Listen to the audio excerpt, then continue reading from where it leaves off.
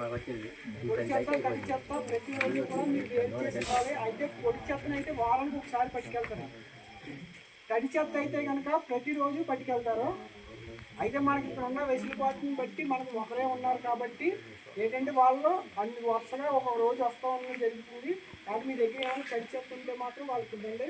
అదేగా మీకు కాల్స్ వస్తాయి. మీకు ఇక్కడ ఏమైనా వెహికల్ సిగ్నల్ వస్తే 5-6 కాల్స్ వస్తాయి. తడి చెత్త పొడి చెత్త మనకి ఏజెన్సీలో అనేది ఒక జటిలమైన సమస్య ఇది.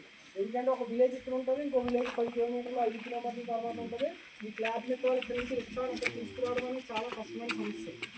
అయితే మనం ఆ సమస్యని పరిష్కరించడం అనేది అంత సులువు కాదు. కారణం ఏంటంటే మన దగ్గర ఉన్న పంచాయతీ ఆదాయం చాలా తక్కువ, అభివృద్ధి చేసుకోవాల్సింది చాలా ఎక్కువ.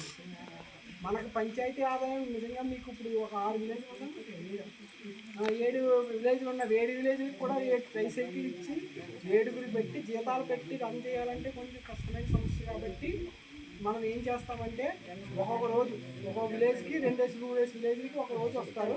కాబట్టి రోజు అయినా సరే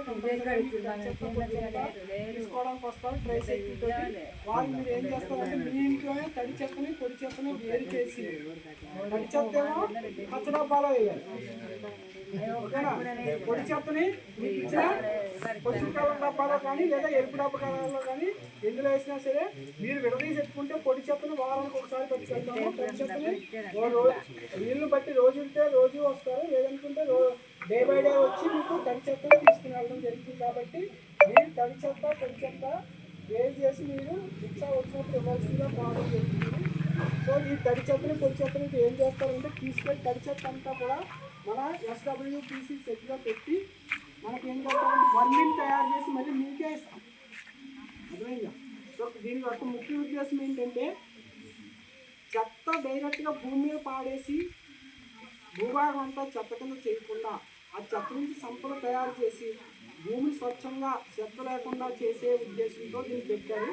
సో దీనికోసం ఏంటంటే ఉన్న తడి చెత్తని తీసుకెళ్ళి మనం వాడుపాములు వేసి దాన్ని ఎరువు కింద తయారు చేసి ఆ ఎరువుని సో హార్టికల్చర్ కానీ వాణిజ్య పంటలు రైతులకి అందరికీ కూడా మనం సప్లై చేయడం జరుగుతుంది. కాబట్టి మీ అందరూ కూడా ఈ ప్రోగ్రామ్కి అంటే చెత్త నుంచి సంపద తయారు చేసే ప్రోగ్రాము